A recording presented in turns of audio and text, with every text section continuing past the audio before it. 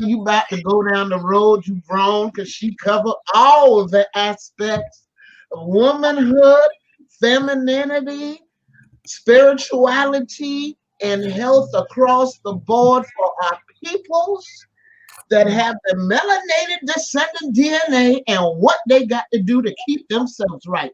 The one and only. What your name is again? Ikeoma Divine, but everybody calls me Kiki for short. So, yes, Kiki for short. How y'all doing this morning? Oh, yeah. Well, He's ready. That's Woo. Deborah's going to give you the reason why. She thinks she's just sitting there in the cut. Oh, no, I am in the cut.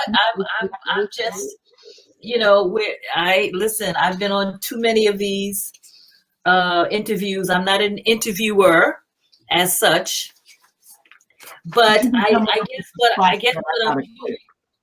guess what I'm doing is let me find my thing. I'm just letting you know that Remembrance is a program that we started 23 years ago here in Charleston, and we go out to the water and honor our ancestors who perished during the Middle Passage.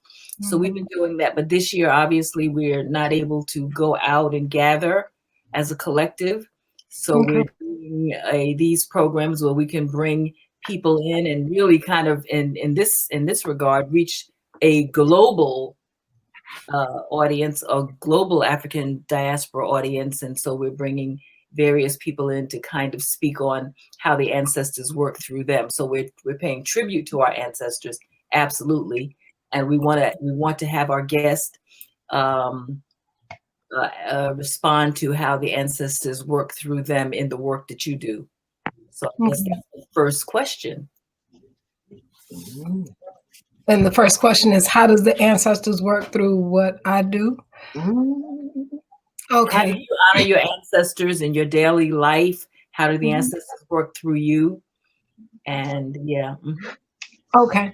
Well, because I come from a lineage of healers from that I know of, starting from great grand generation. My great grandmother, paternal great grandmother, was a midwife and nurse in South Carolina, and my mother's side of the family, that great grandmother was a Native American, Black Native American herbalist also.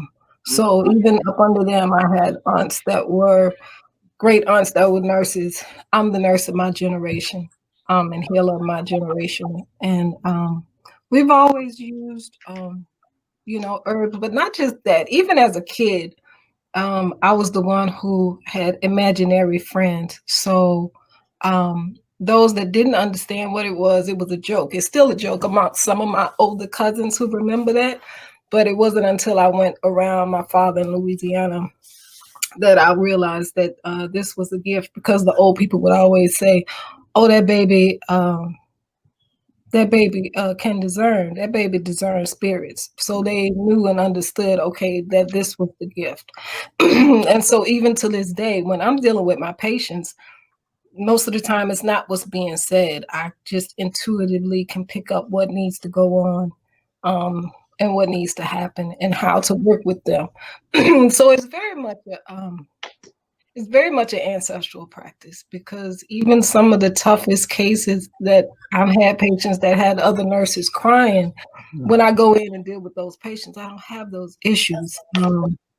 There's certain things that I do as far as spirituality. When I go in and set the tone, especially in a hospital room, I can't light any type of incense or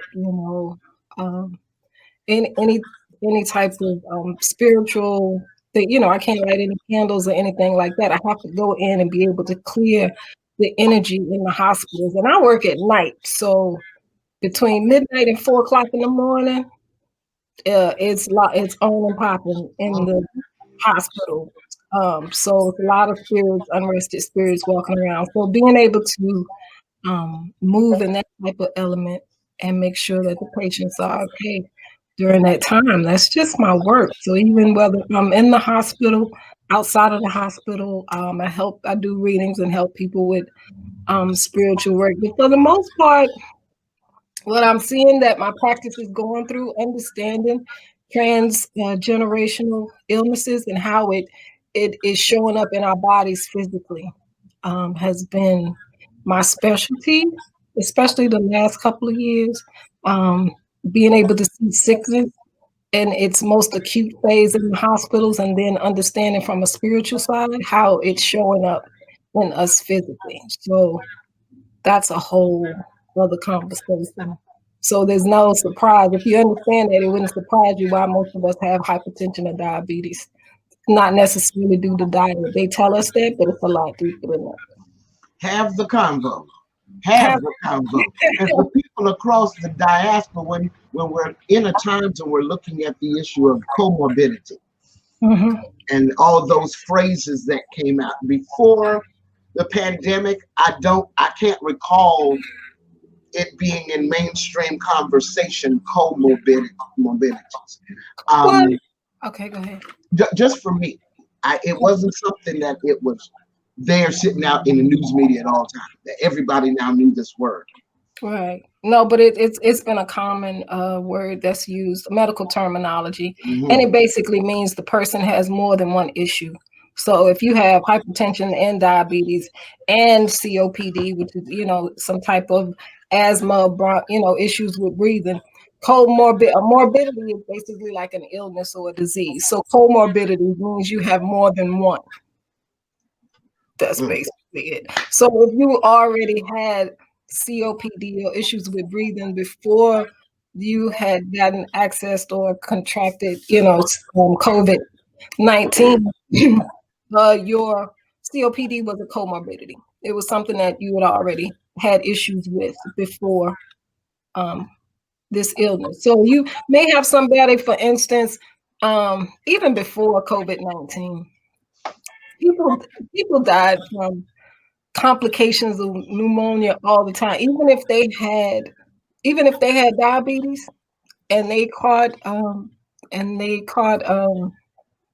flu or something like that, they could die from complications of the flu, not necessarily diabetes, but because their body has a hard time trying to work with that illness already. Your immune system is already compromised from an illness already. That is why we call that a comorbidity. The person that died from complications from the flu, even though they had diabetes, but that doesn't mean they died from diabetes. You understand what I'm saying? So, yeah. So, that's not anything new in the medical field. It just means that you've had other issues. You had other illnesses that you were dealing with. As a young adult, well, first of all, that's the fortunate part that I love about you is that your elders recognized and treated you as such. In this day and age, a lot of, I'd say, growing seers or coming into this stuff don't necessarily have elders around who recognize how to nurture the spirit within them. Absolutely. Can you speak on that just a bit so these people know that they got some, talk to me. And I'm always I see myself having this conversation, especially with a lot of young people that are coming into saying, well, this is happening. I don't know, who to. My family is telling me it's the devil and I can't do X, Y, and Z. But I'm going to tell you something else that I noticed, and I tell people this. Most of those people that I deal with that are schizophrenic, quote unquote, diagnosed as schizophrenic, are open. And this is just my personal opinion based on what I have seen. These people are natural mediums. I agree. And they're very powerful. I agree. They're extremely powerful. And the thing is, because in our culture here in the U.S., the diaspora, we don't have the tradition still in place to train them how to control it, it becomes mental illness. Yes. and we treat it as mental illness, and that's not really what it is. These are untrained mediums.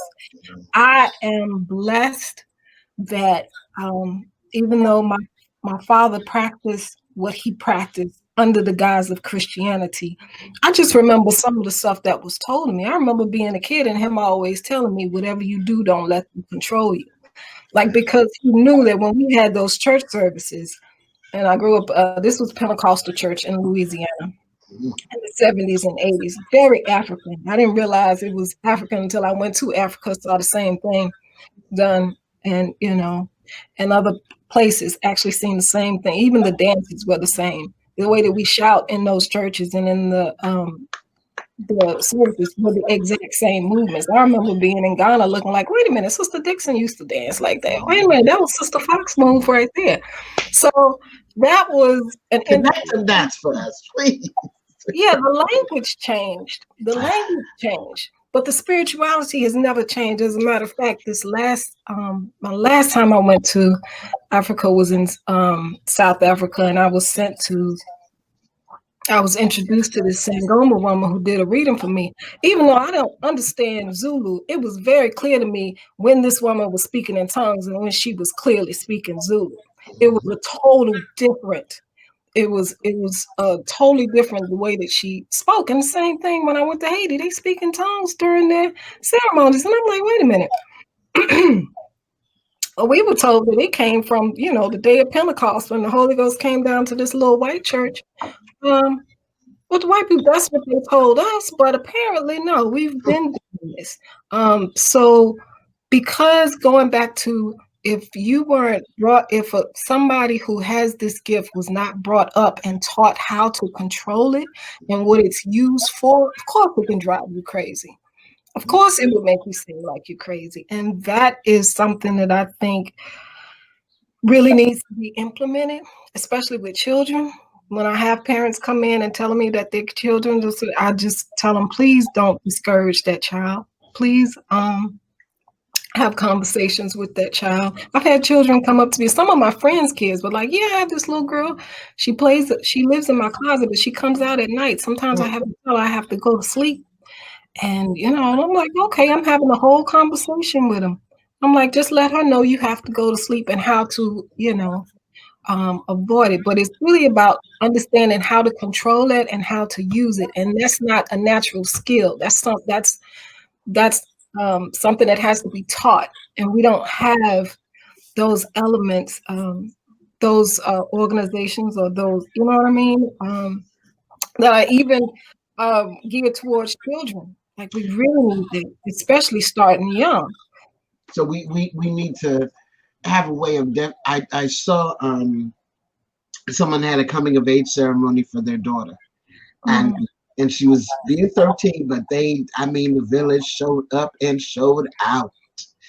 And from the foot washing to the adornment to the song to the moments to the enthroning her at that time, is that if we could, and it's hard. I remember years ago in Hartford being involved in a program that was sort of stated to be as a rite of passage. Children in Hartford knew if they went through Artists Collective, they were going to do Yabo that year. Twist on the word Yabo. But I always kept telling myself, listen, we got them doing these dances for Yemaya and Shango, but we got to continue some work with them afterwards, because I always saw what clicked out a year later. Clicking something, but we didn't get to fully nurture the process because they were done when the show was done. That was just the beginning. That was the beginning. Yeah, that's like the wedding. That's not the marriage. That's the wedding. So that's it didn't get real until, after all the glitz and glamour and the spirits are like, okay, she's ready. Let's go. We spoke with someone yesterday who spoke of someone's family who the mother had been the known healer and gifted hoodoo practitioner, but they said, I don't see it in the daughters. And I said, but it hasn't come time yet for them to manifest. And she's like, but I said, Everybody has their time. It's not, but I thought she would have taught them. They lived in the house with her. They learned very well. Can you speak on that just a bit of being in the environment of such? And some may not realize that, oh, I picked up. And it takes maturity. Yeah. I honestly feel like that there was a time between my teenage years until when the Spirit said, okay, we ready for you. That wasn't until after my Saturn return, 27, 28, 29, when I had to reach a certain maturity level. And now that I understand the power I have access to, I understand why now, because I was immature and had a very bad temper. It'd be slaying people all over the place if I knew how to do then what I know how to do now. That's why I feel like with knowledge comes responsibility. And this is not a game. But let me go back to what you were saying as far as childhood. Now, besides the point, now let me just give you a little history. So my father,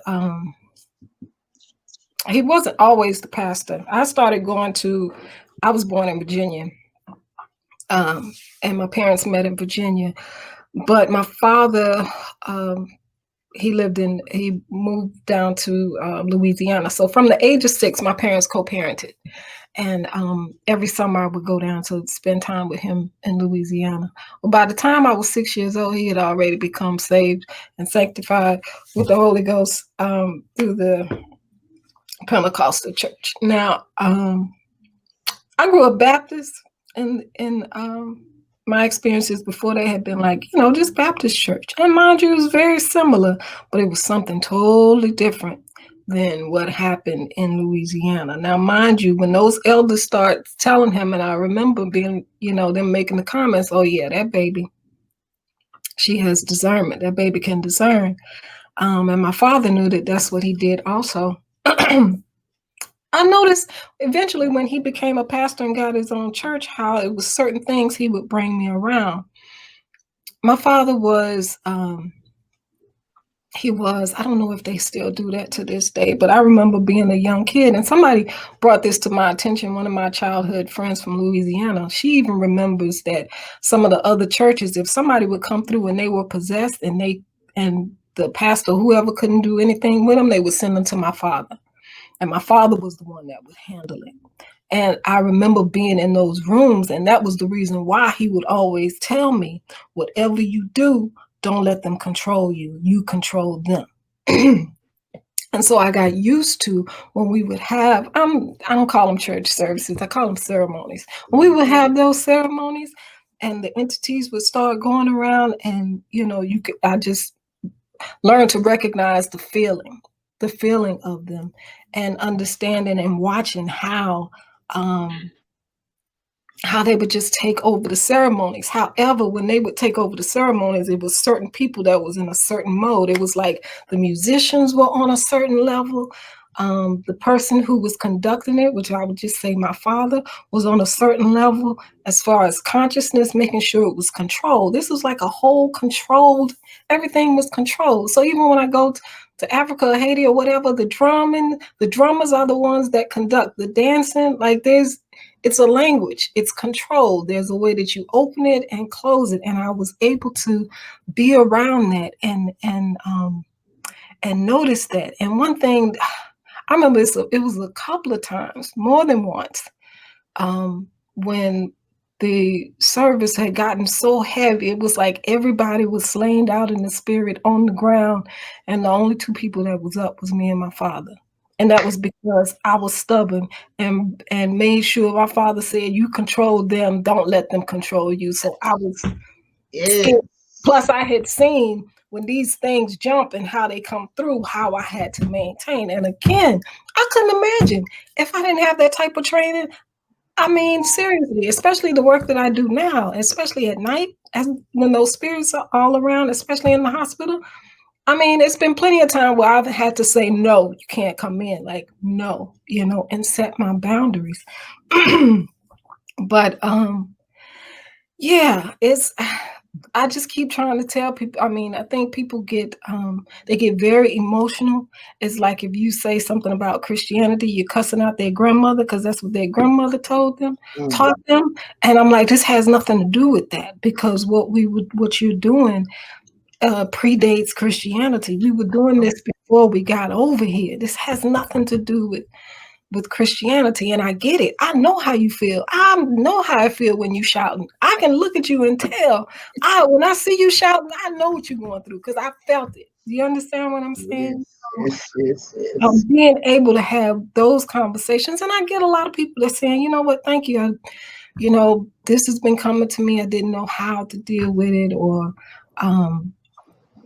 I think it's just the uneducation, and may I speak on this because this is my pet peeve, and it's always happened, but I just have this pet peeve about people who try to prey on people who are open to that, and this is not anything that you want to play with, or try to control people. Like this is their destiny. So what my ancestors have me do is not what your ancestors gonna have you do. Because guess what? We come from two different clans.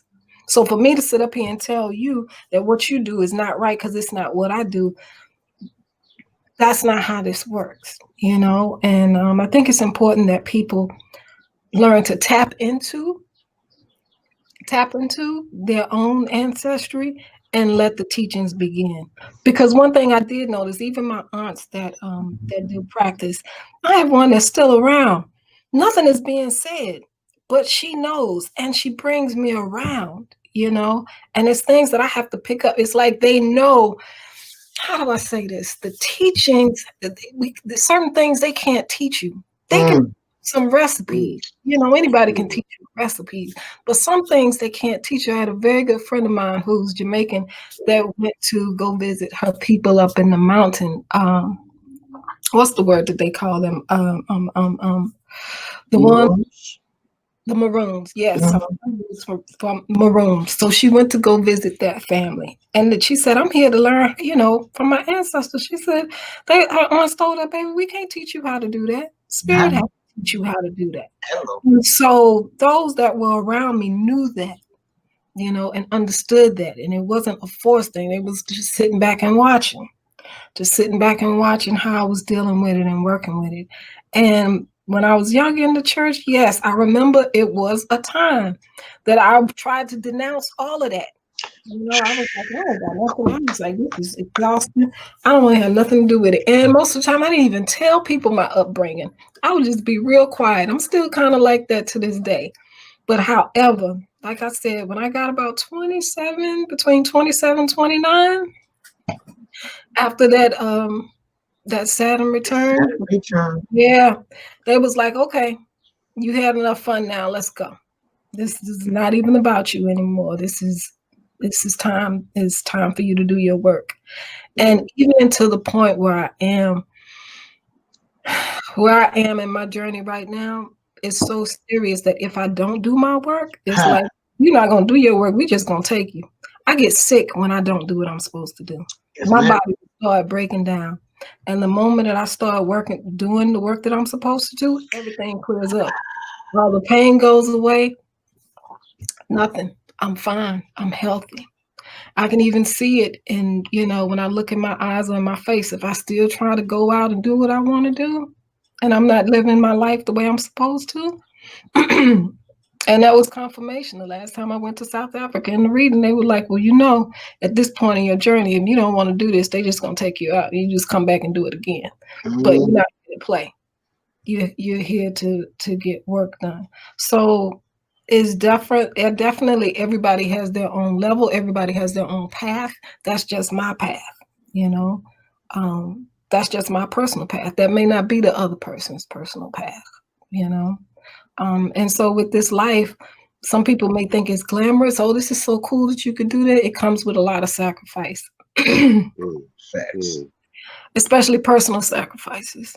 As far as I'm gonna delve into that real part because you weren't there. As one who is it's a warrior mode. The work that you do, it's a warrior mode. Mm-hmm. And I always see that you are in partnership and wonderfully loved. How does, because I remember at one time, like after I'd done one particular set, listen, don't let nobody near you for about 5 years. And another woman would say, well, what do you mean? But because I know how the life can end up being, well, it's been 10 years in a sense. Because I'm in that warrior mode. There's some who don't recognize that, okay, for women, there's another set of power after menopause. Yes. Way there. Okay, that's a whole other subject. Don't even get me started. I'm getting you started. Listen. Because a woman who out there who don't know. Yes, please get started. You know? Let me tell you something. Now, mind you, I've gone through a different path, meaning I love to quote unquote experience God through other cultures, as I call it, right? So I was blessed to, and actually, so remember I just told y'all about how my father put it in my head, don't ever let them come through you. You control them. You don't let them control me. I was introduced to this sister. She doesn't do it anymore. I wish she did.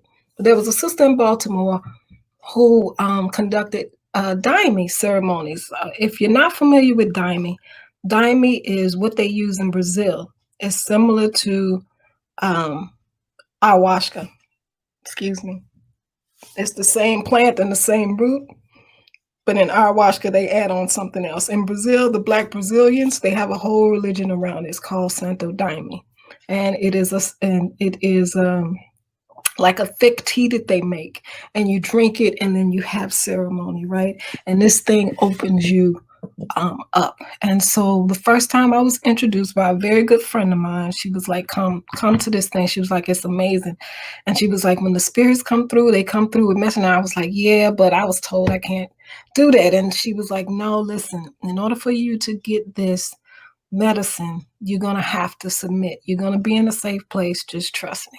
Fast forward, I'm sitting in the ceremony. In the middle of the ceremony, they call it a white table. There were 4 women, all of them postmenopausal. Now, mind you, again, I just told y'all about them church services we used to have where everybody was laid out in the spirit. It was just me and my father. When I tell you, when they started that ceremony and the sacrament had already been passed, I remember I couldn't even sit up straight. It was so powerful in there. And I just remember looking up at the table and seeing these women in their element, like they were just steadfast. They was controlling the whole thing. I have never felt such power before in my life. And it was then that moment that I realized, oh, this is what they don't want us to embrace and tap into. Because in this society, they try to teach us that you're in your prime as a young woman. No. The power that I felt from those elder women, I am still at awe. The conversations I've had with them and the spirituality and what they do, I am still in awe. Here I am thinking in my 40s, I think I know something. I don't know nothing. I'm like, y'all do what? I couldn't even imagine. And then that's when I started learning. Wait a minute. The sister who actually opened the way for the Haitian Revolution when they had that ceremony at Bois-Caïman was Fatima, was Cecilia Fatima. And wait a minute, I was like, wait a minute. So they keep talking about all these other men. You mean it was a woman that opened the way?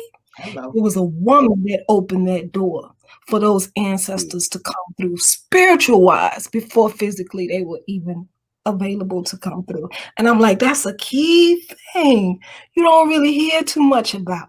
So that in itself, yeah, you're absolutely right. There's something powerful about that aspect in a woman's life when they are postmenopausal. It's like a whole other realm that they tap into, and I understand why they are feared, especially by those who try to run them or try to rule over them.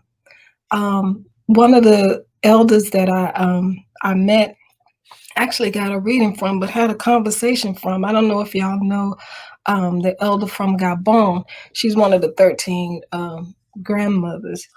She was explained. Hold up now, because you dropping knowledge like they just dripping like from your mouth here. The 13 grandmothers, who are they?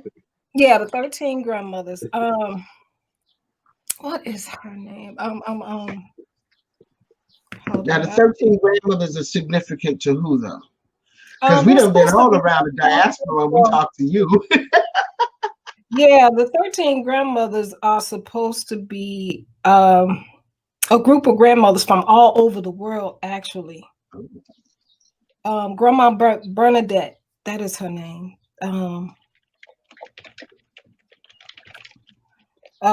She's from Gabon, Gabon. The International Council of 13 Indigenous Grandmothers. Yes, and the one from Gabon, Mama Bernadette. Oh man, when I tell y'all, listen. Like the sound was coming in. So when she came to Atlanta, when I found out she was coming to Atlanta, I booked my reading it was like almost 2 months ahead of time. I was like, I've got to see this woman. I've been hearing about her for years. But what I did learn from her was that,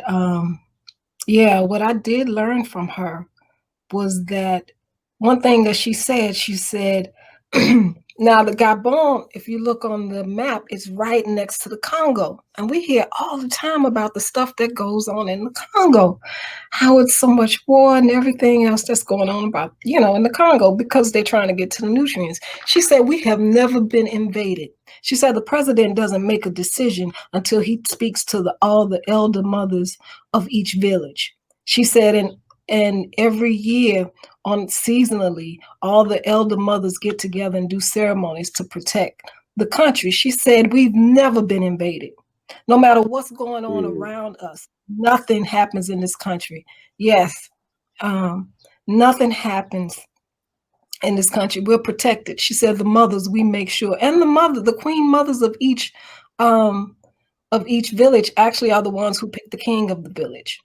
Like she's over the king. But she said they are, and it's the elder ones, again, postmenopausal. So these are the ones who protect. So with no spiritual protection, there is no physical protection. That's why we keep getting messed up over here. Because those are the ones. And again, when she started telling me, I started going back in my head. I was like, yeah, that's right. I remember every 5th Sunday, all the elder women would dress in white.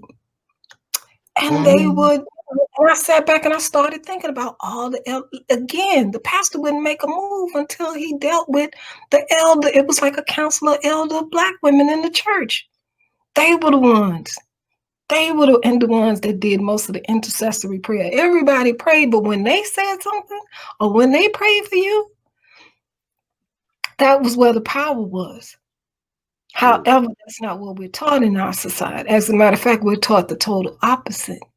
And in some of these patriarchal religions, and I'm just like, that's not what I've experienced. And I've been in church all my life. Most of them had male pastors, and the spirit was good and folks were speaking in tongues and laid out. But I'm telling you, to this day, the most powerful ceremony I've ever been in was conducted by postmenopausal women. Hello. So we need to reconsider that and also learn how to tap into that. And even in conversations, now let's go back on the medical side. It seems like the women who have the worst part with menopause are the ones that keep trying to hold on to their youth.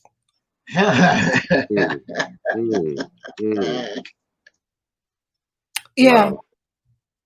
Even mentally, physically, whatever. Those are the ones who have the most symptoms and the most problems. I'll give you one little personal interjection. I was blessed with the opportunity to go to warrior mode from mid-30s. Nice. So when I see the next set that are going through now, who they're at times significantly older and they're fighting, I'm like, man, just go with that flow. Get you your lemon water and let them sweats come through and let the heat come through and just whew. But they don't want to dance through it. And they don't want to, ease it out. It becomes this other, because something in the head said, I'm getting old. No, you get right. You get good. Listen, listen. Yeah. And the conversations I've had with some of the women, it's funny though. For whatever reason, I just remember saying as a kid, I don't know why, I just remember being as a kid, and I kept saying, I can't wait till I get older. I can't wait till I get older. Because for whatever reason, I knew that when I got older, it was going to be a good time in my life. Right. And I remember being a kid, and this was in the 80s, and I'm hearing my mom, and I think my grandmother was just went through her 40s. But I remember my aunt and them talking about, I can't wait till I get in my 40s. I can't wait till I get in my 40s. And I was like, even as a little girl, I was like, what's supposed to happen in my 40s? I don't know what it's supposed to be. But so now that I'm at the end of my 40s, and I see some of my other friends starting to get to and having those conversations and how their mindset is changing, I said, yeah, baby, welcome to the 40s. That's what they were talking about. That's what they were talking about. It's a certain level of maturity. It's a certain level of intuition. It's a certain level of self-understanding and knowledge of self that comes with that. It's a beautiful stage. So yeah, we turn off the televisions and stop looking at the magazines and letting everybody else dictate to us what it's supposed to be. And sometimes in conversations, depending on who I'm talking about, I sit back and I reminisce. I'm like, I'm so glad I'm over with the young and dumb phase, because I was doing some stupid stuff. I thought I was grown. Yeah, I should. Let's look at that young and dumb phase. Yeah. 21 to Saturn return, because we were blessed with the presence of I forget his real name, Cosmic, out of Columbia, but he's really from the Charleston area, and he's speaking, and I'm listening. I had to say, hold on, sir, how young is you? And he sort of let it slide. I said, how young is you? And he said 28. I said, because he had aligned. We see where your next 25 years is about to be, and some of them don't get that. That 21 to that magic stage of the Saturn return, and that it's gonna come again. Because I'm 55. I'm 55 now. Okay. Yes. So we can let, we in that next run of Saturn return. What you got? Yeah. I know for me, between that 21, 27, I was living according to what everybody else told me I needed to be. I had gotten married young. I had 2 kids. My ex-husband was also from Louisiana. So if you know anything about Louisiana culture, everybody's big on family. Family is everything. Like the bigger the family, the richer you are. You know what I mean? So people have, you have kids young, you get married young. Like, and when you go and party, the whole family parties together. Like it's a culture that's very strong on family. So it wasn't nothing. I had a lot of support, again, with his family or what have you, and mine, as far as, taking care of the kids. We had 2 boys. Again, at the time, I was an oil and gas accountant, and, he had his own business. We had a house in the suburb. I mean, again, living up to what everybody else told me that I was supposed to do, and trying to reach the goal of what they told me success was. And as he got close to that Saturn return, I just remember saying, this is not it. I was just like, this is not it. And the last thing I was thinking about, I was like, I ain't really trying to go back to that church thing either, but I know this is not it. So what's so interesting is that all of a sudden, I started getting interested in astrology. And I started picking up cards, like playing cards, studying, getting into numerology a little bit. What's funny is maybe 5 years ago, when I told my ex-husband we were having a conversation what I was doing, he said, you told me a long time ago, I'm going to be doing this one day. I said, really? He said, yeah, you told me that. He was like, that was when we was younger. You was like, I'm going to be reading this because we were talking about an astrologer or something. He said, you told me and you were serious. I said, I totally forgot about that, but I must have known something back then. Well, long story short, move forward. When I go to South Carolina and start going to my great grandmother's grave, I realized the same time she passed away was the same time I started studying on my own. And once I said, okay, this is where I'm going, it was like a whole rabbit hole.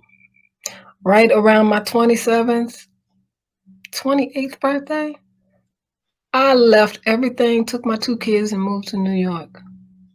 And left my ex-husband because the spirits made things that way that was like, no, I gotta go and I gotta go fast. And it's funny because every time I have to move, that's how. That's why I don't even get attached to anything anymore. I'd be like, okay, it's time to go. That statement you said, because Cosmic yesterday spoke about the fact, he said in other ATRs, you have a Ganga, and you may have a Prenda, and you have this, and you have that. When I visited, is something he clicked and confirmed yesterday. When I visited Charleston for the first time, I was only here for about a week and spent an extra day. In that extra day, the people I sold my building to got rid of everything that was in there. Now, this was a 2-story warehouse. And everything from everybody else in the family, my 30 years of books and notes and yes, a very large Ganga were in that building. When I went back to New York, you can look all the way through the building and see daylight. And I let one tear shed because the load had been lifted. There's so many variations of African traditional religions, but we all don't have to carry a whole lot of accoutrement, because the only thing I heard was whatever you got, you need. You ain't got it. I knew it made the move so much swifter, even though it took me 2 years to get here, get back here. But when it was time to go, zip, bam, bam. And it's like, hold up, because if I'd have had all that other stuff and got caught up in all that other stuff, yes, I couldn't have made the journey. Yeah. And then when you realize folks were, how the heck you go to Charleston, South Carolina? Well, that country down there, they whatever down there. I said, yeah, but them spirits on point. Yeah. Yeah. Yeah. Now we in New York. We 27. We in New York. We doing cards. The babies are with you. What's going on in life? Actually, I didn't start studying tarot until 2007. I'm gonna tell you how. But what did I say about? Oh, but remember that playing cards is tight now. Oh yeah, I started looking at it, but I didn't really start the serious study. I'm gonna tell you how I got to the serious study. And I remember earlier I mentioned that whenever I'm not doing what I'm supposed to do, I get sick. So what happened was, moved in 2000 to New York. I think I'm doing my same. Actually, I went there to study dance because I was, I knew I always wanted to be a dancer. And I remember having a conversation with my grandmother that passed away. That was my girl from South Carolina. She's buried in South Carolina too. And she told me, remember telling her grandma, I was like, I'm not happy. I need to go. And I was like, I really want to be a, dancer. I was like, it's something about dance. And that was another thing. I'd always been a dancer. Even though I danced, in the church or whatever, but even outside of the church, I've just always, been a dancer. But long story short, her words to me was, baby, you can be a 15-year-old accountant. You can't be a 15-year-old dancer. Go. And so I went and I left everything. And now, mind you, this is how my folks work too. I always have my own plan. So I thought I was going to New York to study dance. I studied at Alvin Ailey. I thought I was going there to study dance. Lo and behold, no, because I got there in 2000. 2001, after 9/11 hit, I was forced to sit down and reckon with a lot of things. And I started getting sick. I started getting sick mentally. I started getting sick physically. And long story short, not to get too graphic, but I was bleeding for like 4 weeks at a time. And I couldn't stop. And I go to the gynecologist, and she's like, I think I was young. And around 30 or something. She looked at me and said, you need to have a hysterectomy. I was like, I'm not having no hysterectomy. Are you crazy? I'm not doing that. The very next weekend, I picked up, when I said something was like, no, I need to do this the regular way. Let me go back. My father was also, even though he was a pastor of a church, he also worked at a pharmaceutical company, dealing with the mixing of the medication. So we never touched any of that. We didn't even touch over the counter stuff, because he would always come back and tell us the stuff that they put in that medication. So that was never an option for me. I always had this thing against pharmaceutical medication. Long story short, I go and something was like, no, I got to do this the natural way. I got to figure out how to do this. I pick up a Queen Afua book. And the very that Monday, I'm on my way to work. And I'm reading the book in the subway. I met this girl, the same girl who told me about the ceremony 15 years later. But I met her. She had just graduated from Queen Afua's Sacred Woman thing. She introduced me to Queen Afua that week. Queen Afua told me a tea to go get. When I took that cup of tea and that bleeding stopped immediately, I was hooked. And that began my journey. That got my attention. Okay, I have got to get on that.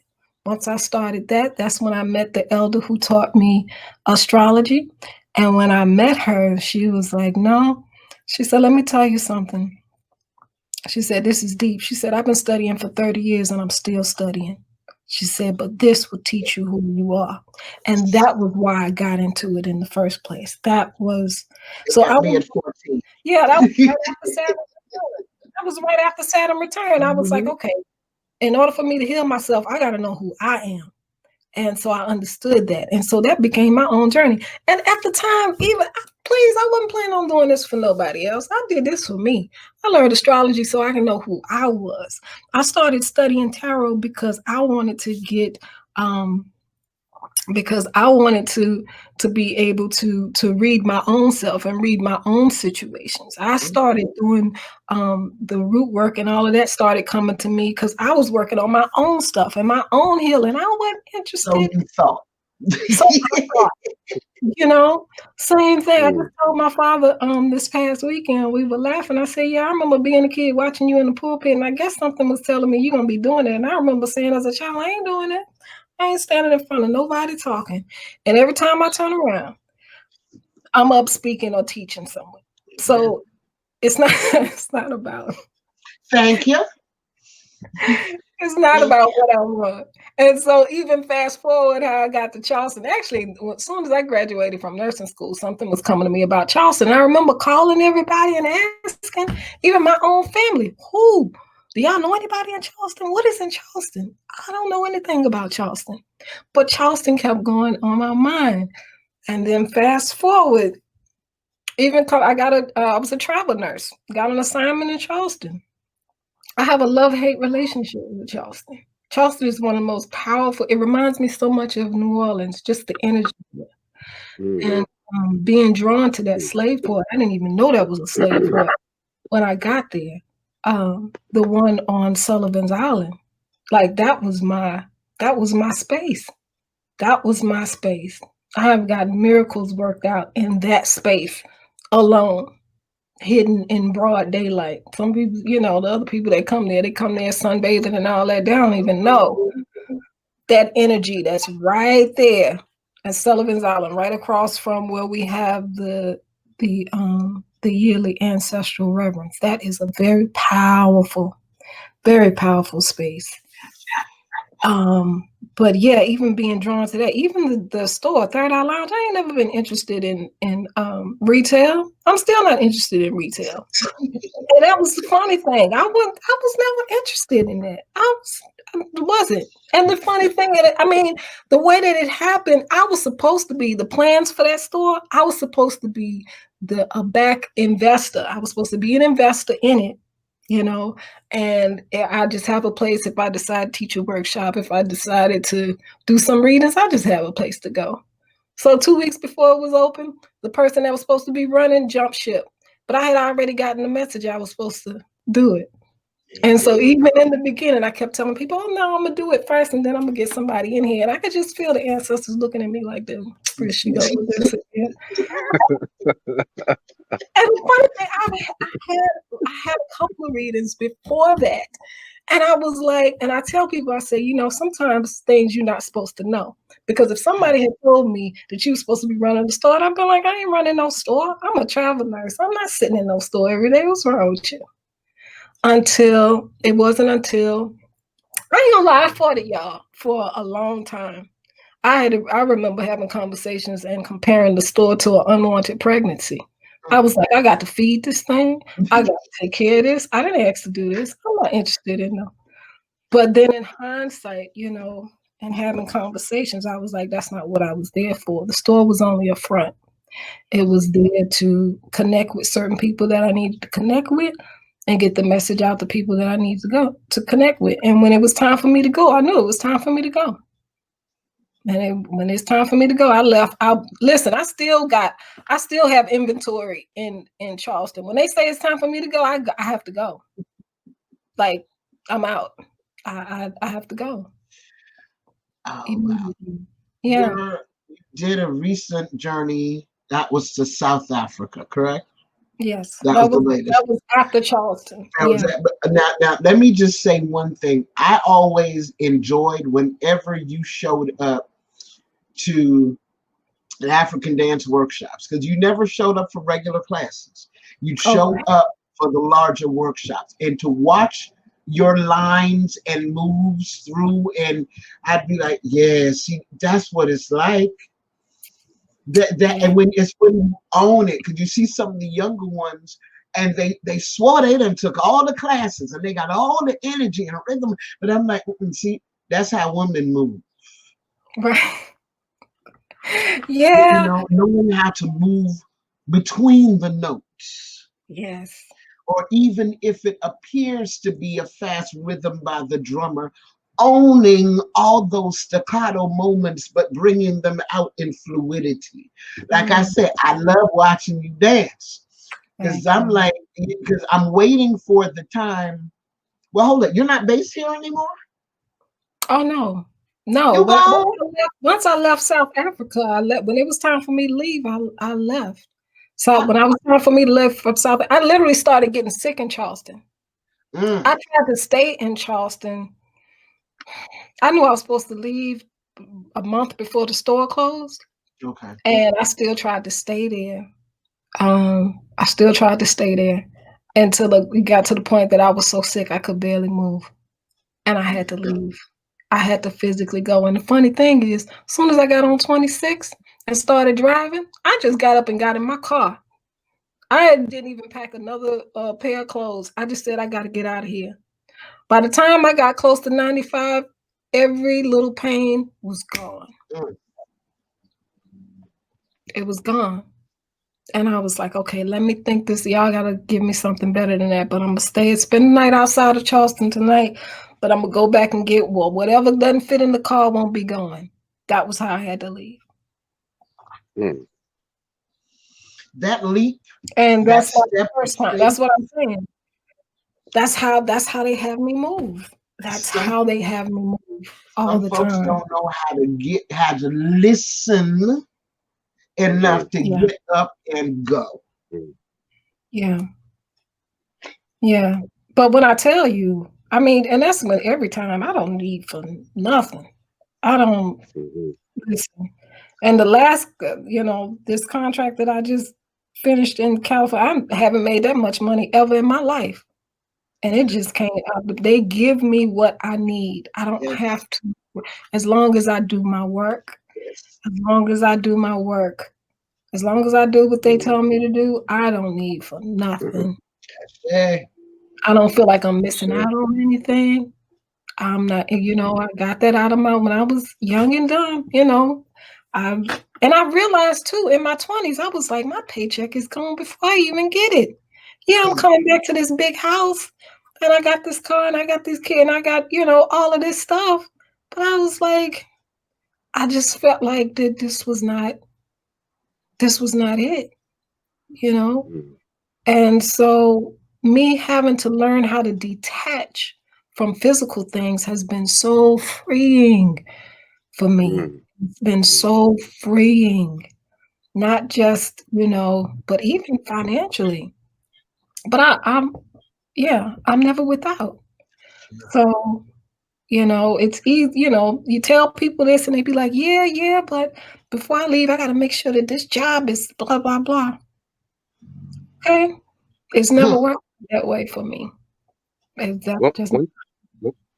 One thing I will say about knowing you, Kiki, and I've known you, what, I don't know, maybe 4 years or something like that?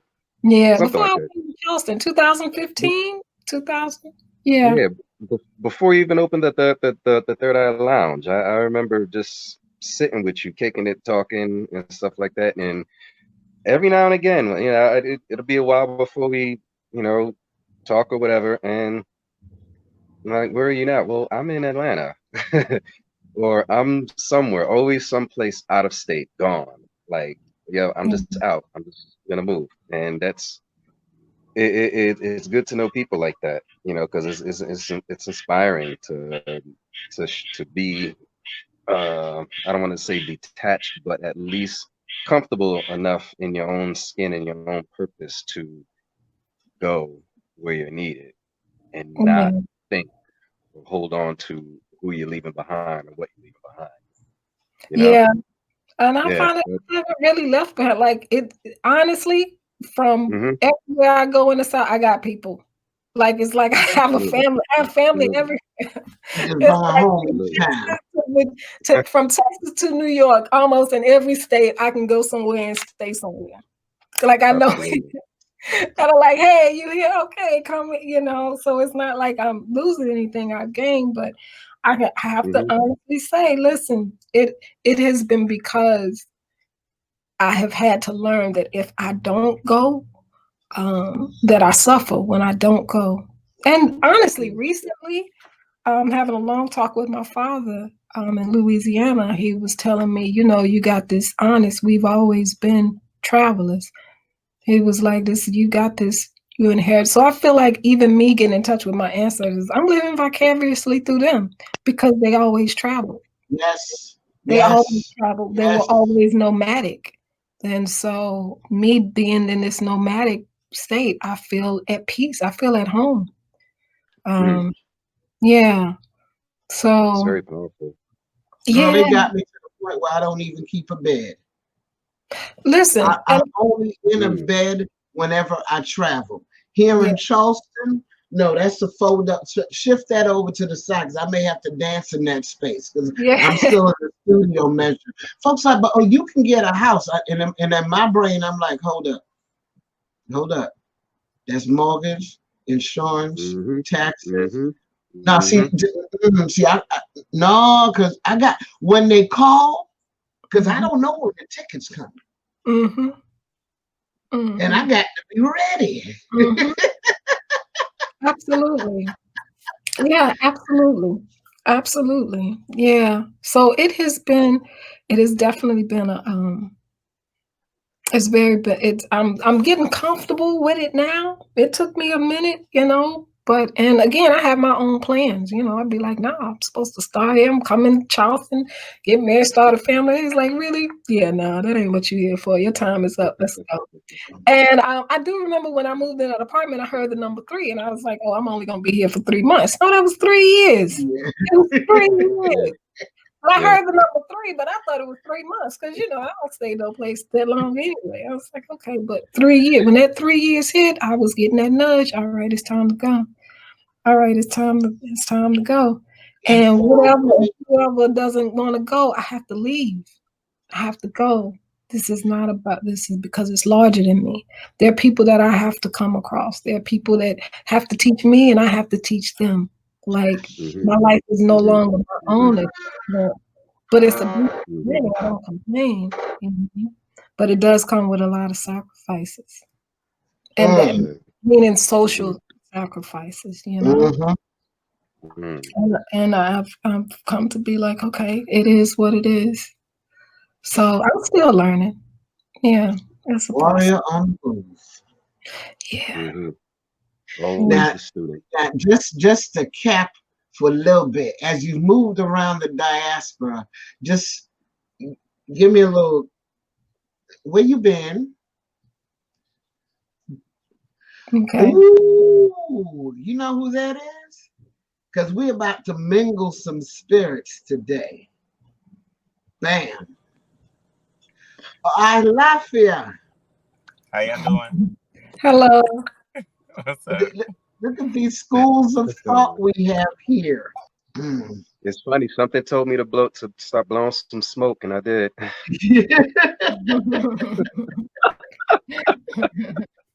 Because even image-wise, you got Sankofa, you got an offering there, you got you here, you got you here. I was waiting for that measure to come in, but we won't hold it up. I know it's where I got to cut the video. You were telling us where in the diaspora you touch, because the joy about listening to you look at the similarities, despite music, despite language, despite location, that they in fact were one and the same. So we just want to know where your passport been stamped at, because some of us need to Well, my first initiation, I actually wrote a blog about that. I added a blog to my website. I go into a little bit more detail, but long story short, my first trip, when I told the spirits, okay, y'all, was to Ghana. And yeah, is he back? Yeah, I'm here. Oh, okay. Telling us some journeys. The first trip was to Ghana. My first trip was that trip to Ghana, and literally the day before I left, I went to a botanica with a friend of mine. She was picking up something. A woman came from the back, and she looked at me. She said, "Come here, let me talk to you."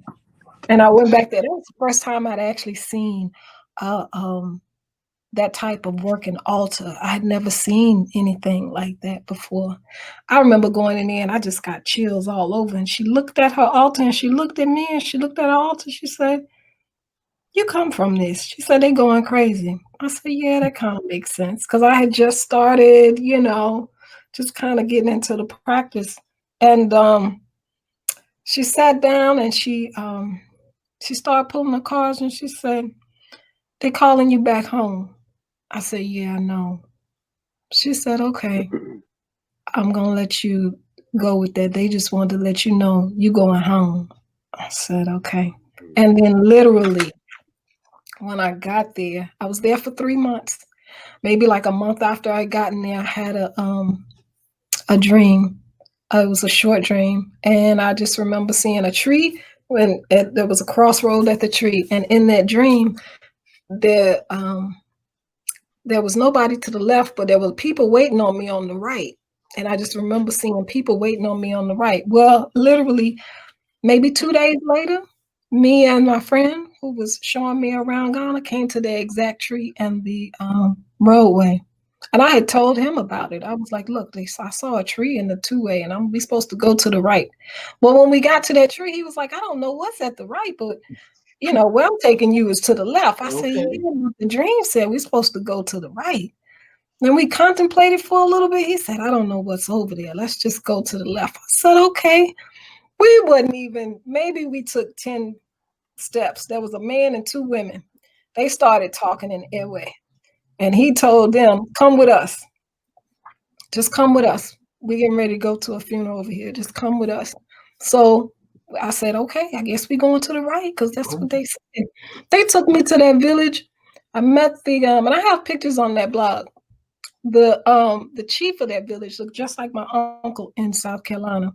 And when I'm sitting right next to him, you can see our bone structure. The skin tone changed, but the hair, the bone structure, the forehead, the nose, the cheeks, the neck, like the bone structure did not change. He brought me to the elders of the village. They're speaking in airway.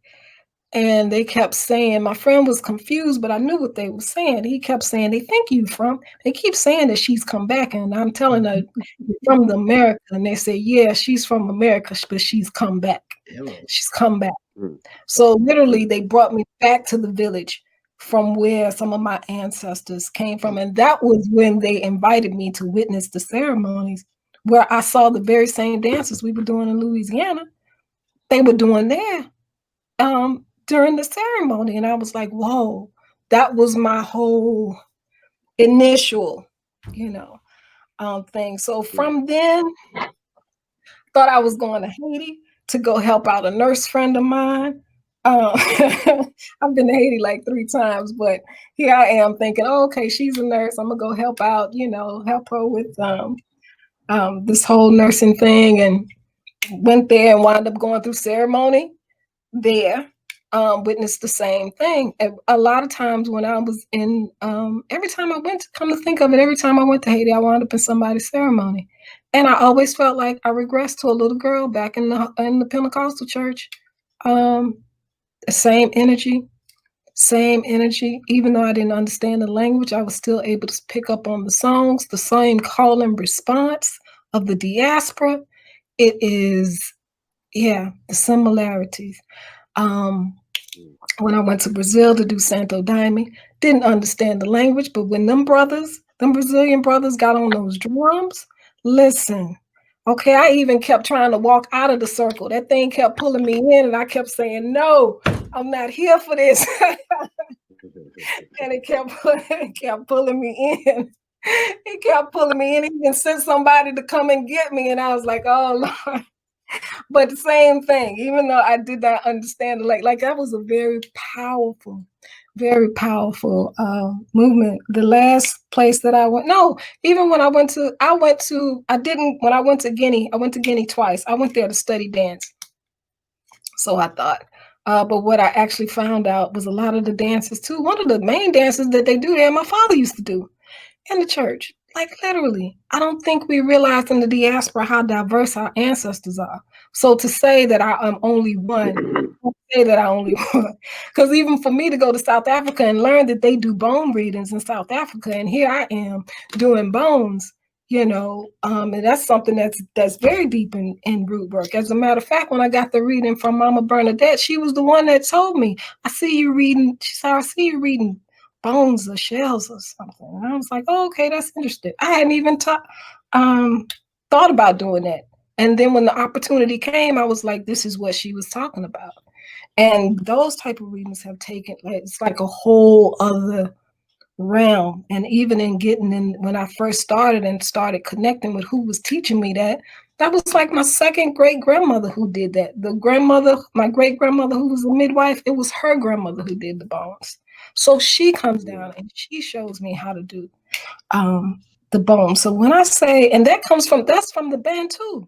The Bantu tribe is from South Africa, Central Africa, West, like they were nomadic people. So here we go with the nomadic thing again, So, it's like to sit back and say, I can't say that, this is my one thing and this is what I do. My ancestors from all over the place. And it's not just mine. I think we have to, once you get on this path, like they step forward, and all of them. Actually, that was my lesson in South Africa, was some of your ancestors are angry because you're not acknowledging all of them. And so when we did that ceremony to unite all of them, when I tell you, I haven't had to light a candle or light an incense or anything left. All I have to do is think about something and it is done. So when I tell you it is important for us to acknowledge all and not one path, that's where the power is. That is where the power is. And I think we limit ourselves thinking, oh, okay, well, I'm just drawn to this. You got a lot more ancestors from other places, especially us in the diaspora. You could have had one grandparent from the Congo, one grandparent from Guinea, the other grandparent from, and I was telling them in South Africa, they was like, we didn't have slaves here. I said, I hear you. However, I know your history. Not everybody stayed under the Zulu nation. A lot of people left the Zulu nation and moved to the West. So, but I'm here in South Africa and I see people that look just like people I know in the United States. So some genes, some of y'all made it over there. Trust and believe. Some of y'all made it over there because the DNA doesn't lie. Those cheekbones, the forehead, that whole bone structure, the skin tone may change, but that bone structure does not change, and you cannot deny that. So, again, saying how important it is for us to connect and acknowledge everybody, acknowledge all aspects of yourself. That's where the power is. And That is the power. Baba Olu. Yeah, that's what we tapping into that next piece of power, connecting all this. Listen, when I tell you that ceremony took me on a whole other, and all the stuff that I used to do with the tools and I'm teaching people, I have not needed any of that. All I have to do is acknowledge everybody and think about it. And they come through in even manners even better than I even anticipated. I've never made the type of money that I just made, ever. And I've been a nurse almost 10 years. Baba Olu, could you please introduce yourself to us and to our viewers? And I have been attending this is Deborah, and I've been attending a few of your breathing exercises and your dance classes. They've been really, really nice. Same here. Same here. Thank you. Well, good morning, everybody, or good afternoon, wherever you are, Eastern, Central, who knows, Maritime, all over the world. Right. Hi, my name is Baba Olu. I'm a priest of Ogun, and I own a business called Kiire Wellness, where I focus on respiratory wellness through the use of Afro-ancestral respiratory rituals, which include dance and song and prayer. And I focus on centering the wellness journey on Africa and on African diasporic tradition and practice, because it's important for people of African descent and the whole world to understand that wellness doesn't have to come from yoga or qigong, that it could come from Orisha movement, that it could come from Palo movement and Voodoo movement, and spiritual practice, and understand that what our ancestors cultivated through their life journeys is enough, is really enough, as long as we seek it in that way as healing. I've been a performer of African folklore for many years, but I've also been a priest for many years, and even before being a priest, just studying African religion and spirituality and healing. And so I got two takes of it, right? One from the performance aspect and one from the spiritual aspect. And I just realized how much the performance aspect is paraded in the world, is honored, is invested in the world, especially publicly, whereas the healing aspect isn't as popular. And that troubles me because people of African descent are going through a lot of anxiety and trauma and stress that are special to people of African descent, as well as all the other trauma and anxiety that the rest of the world is going through. And so it's important to shift the paradigm from looking at the cultures that we have as entertainment and performance, specifically the movement and the song practices, and look at them as healing. And so my work helps to focus everyone's attention on healing through the movement and through the songs. The breath work that already exists within the movement and the songs. So breath work has its own very specific definition, and I've defined what I do as respiratory ritual. I've defined what our ancestors have created as respiratory ritual to help people to understand in English, right, and in modern day terms just what the work that we're doing at Kiire Wellness really is. And it's helping folks to breathe. And our main function that we do with people are private sessions for respiratory ritual practice. And we also do what we call respiratory activism.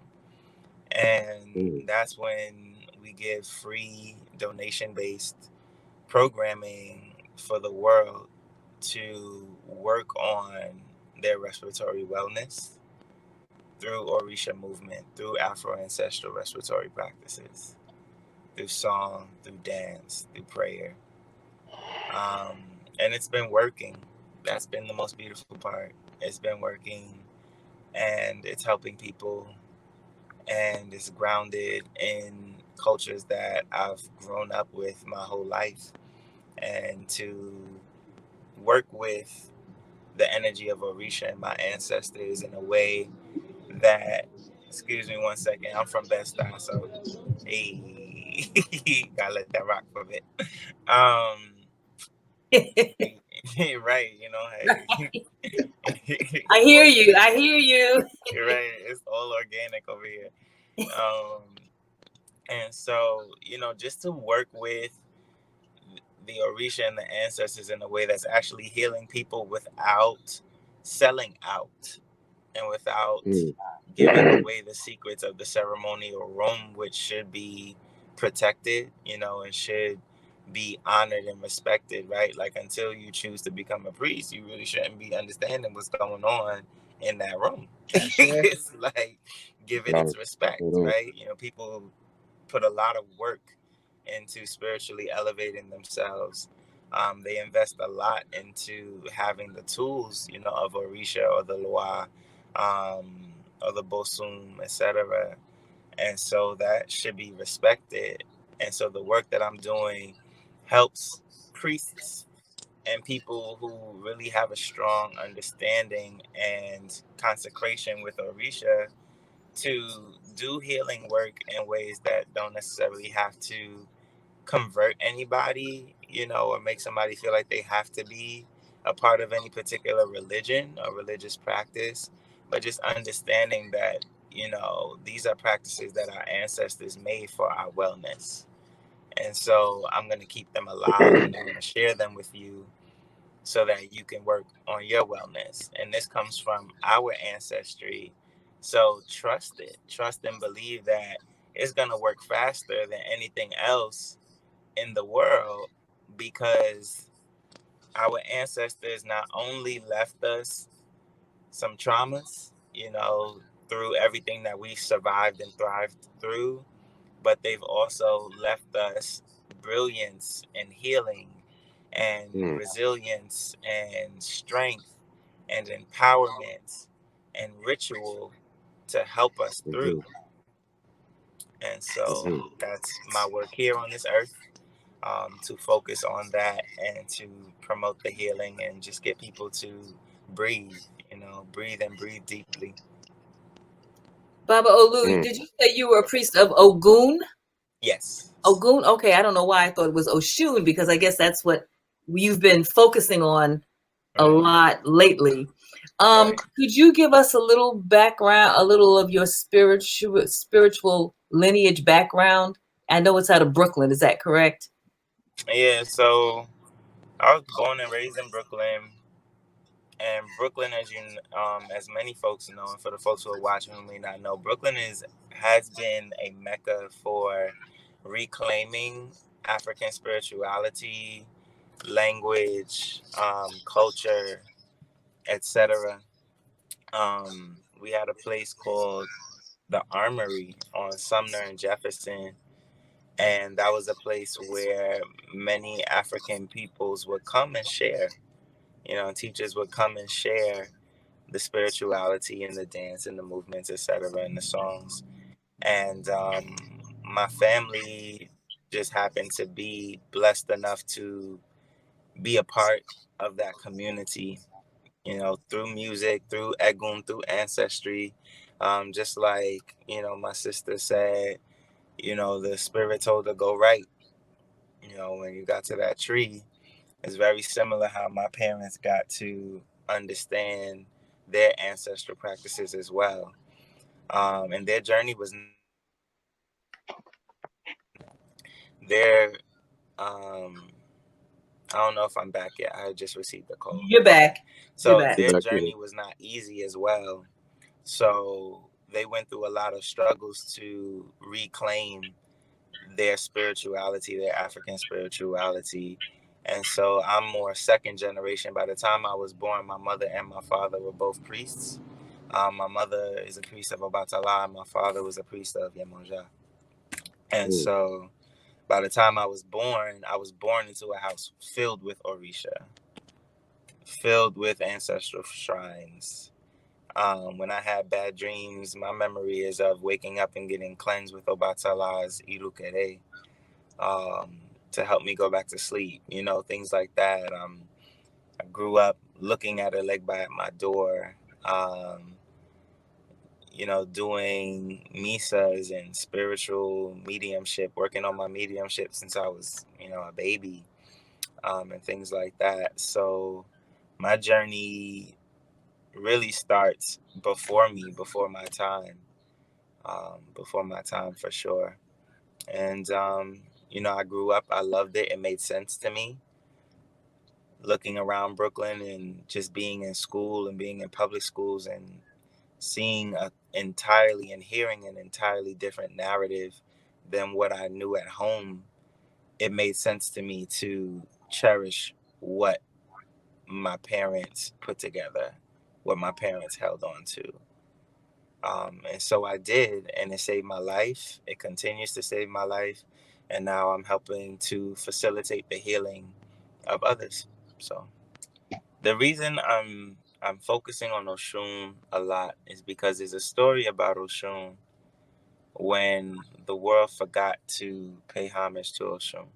Oshun is also an Orisha who is really leading the year around the diaspora in general. In general, she's just showed up in a way that says, "Hey, you know, I'm one of the ways, you know, if not the way forward." Oshun is about being able to adapt to any situation. Oshun is about using sweetness as a form of intelligence when times get crazy, when times get rough. And right now, things are okay and they're bad as well, but they're still not at a place where we're seeing the true effects of the poverty and the scarcity that's being created around the world at a very heightened level. And so, Maferifo no Shun, because we have to all be humble. We have to all be humble as folks really struggle with eating or having a place to stay, not having a job, etc. Right? So we have to be very humble and learn to use our words to create sweetness and peace in the world, because we don't know what the next person is going through right now. A lot of people are losing people. You know, like I said, a lot of people can't feed their families, etc. And so it's a very sensitive time. So even when things don't make sense, or if people are being unmoving and stubborn or anything like that, that if you have a head on your shoulders and you have spirit and you are aware and awake in a certain way, it behooves you to be patient, to be sweet, to take the route of sweetness, of patience, of calm, to respond with love, no matter how vicious someone may come at you.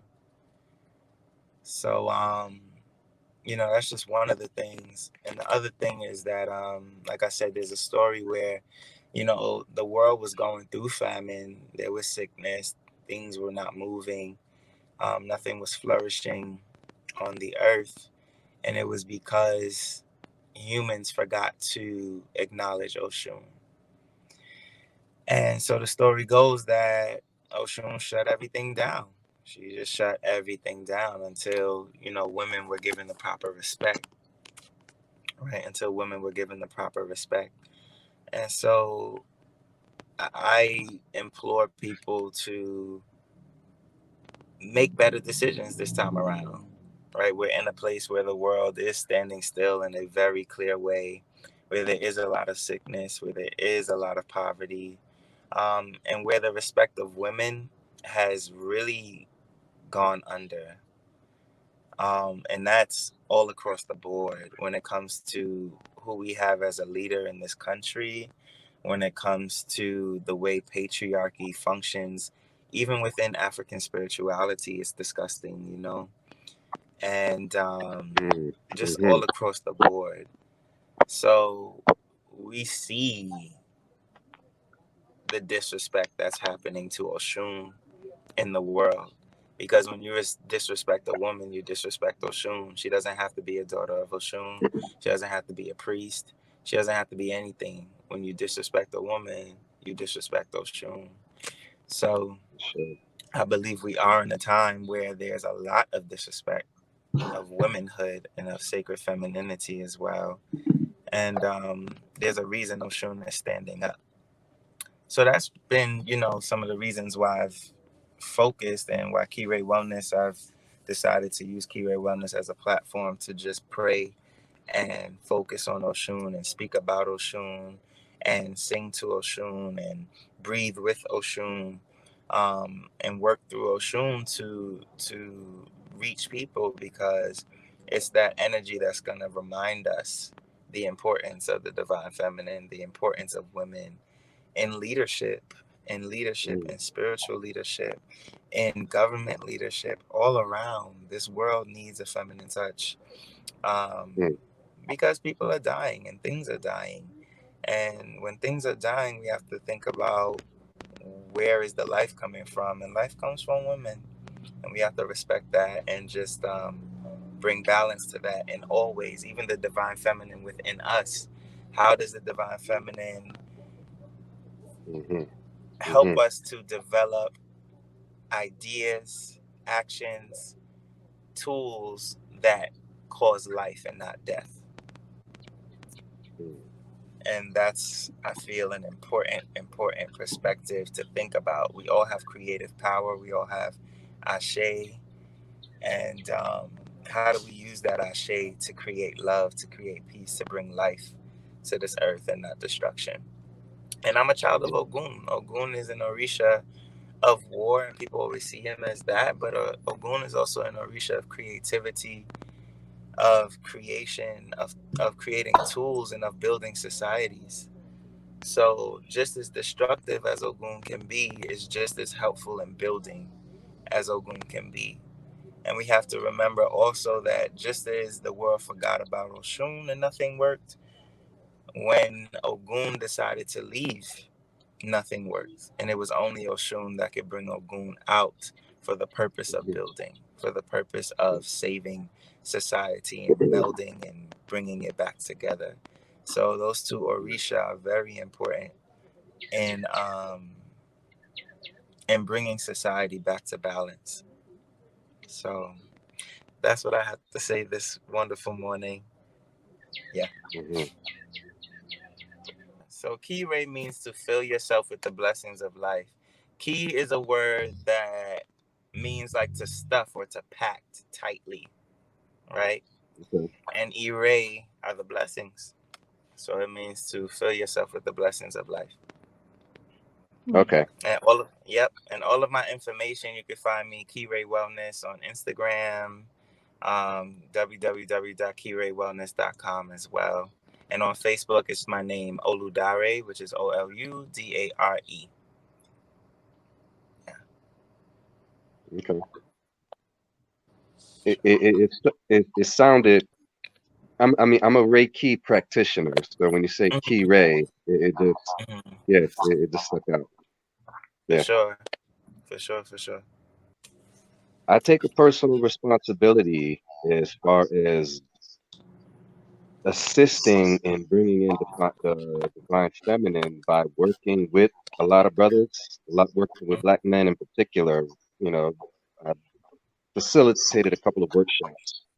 You know, dealing with one of my partners. He's a Reiki practitioner, and we facilitated some emotional intelligence for men.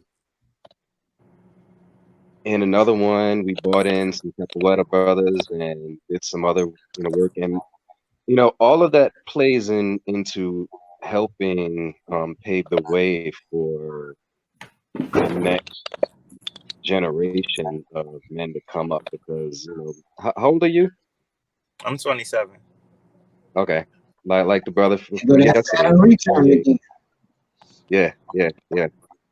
It's deep, man. It's very refreshing, seeing the younger men step up like this, because one, we're doing the work of traditional work as far as what's been given to us, but also we're taking it to another set of levels when we're helping make better choices, helping men make better choices, because when we eliminate the toxic nature of masculinity, we make more room for emotional intelligence, you know, um, being kinder to women, being, if they can't be kind to them, just be out of the way, until you can make yourself better, otherwise you're just in the way.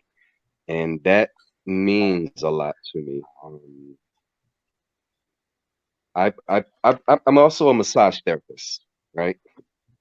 That this work came to me through becoming a massage therapist, because when I first started out, when I was in school, they would always tell us that, just if you're a male in the industry, be prepared to wait for clients to come to you, because it's sticky, it's real sticky for one, men don't want to get massaged, and two, women don't want men to massage them either, because they have toxic history with other men. So that's a given. Those two things are givens for me. And it took me that, sitting in the break room at my job for hours at a time, seeing the women therapists come and go because they have clients. And, I felt the way about that. So I started, kind of talking to a couple of sister friends that I have, and that kind of it opened the way for them to start sharing their experiences with men. And I got it then. Plus I have two co-parents that I work with that I'm still good friends with. So I can talk to them. I have daughters, and then I'm in an industry that's like that. So for me, doing this type of work, it helps facilitate a resurgence of divine feminine that we all need, that we all need. And on top of that, I'm a soap maker, you know, and the soap that I make, I charge it with Reiki energy.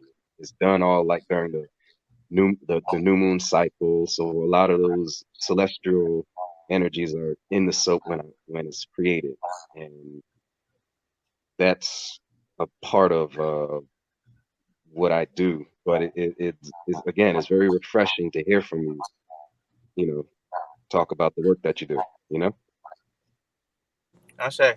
Okay, I'm gonna go back to school days. How was the flow of your spirituality in the midst of that high school environment, which is usually outside of your neighborhood? Like, you were safe grade school and maybe middle school, but high school now, you're walking in with this sense of identity.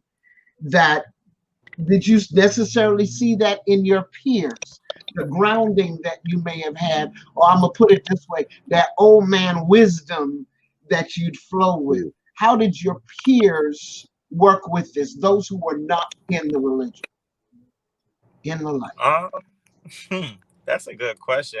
Honestly, I had a very diverse experience. Like, in terms of issues, the most issues that I had came from ignorant old black men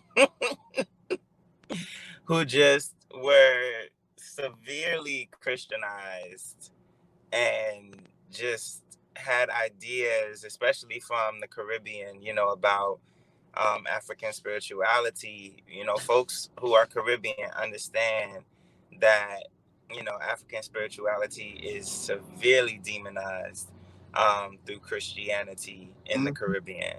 So it was, you know, I went to school in Flatbush, Brooklyn. I went to Erasmus. Hello. So I don't know if anybody knows Brooklyn like that, but Church Erasmus Avenue, is baby. yeah, Caribbean as it could get. It's Church and Yep. Flatbush Avenue. Like, Oh yes. Yep. Yes, You in the heart. okay, like, yeah, I went to like Midwood. I went to Midwood. okay, like it is the West Indian Day Parade every day. You know, like period, period.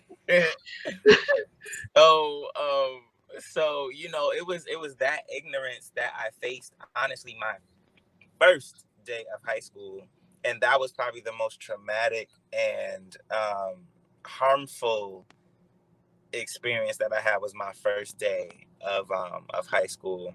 I was actually a Yawo. I was a Yawo, and I went in, and see, folks have to understand how much like jail these schools are.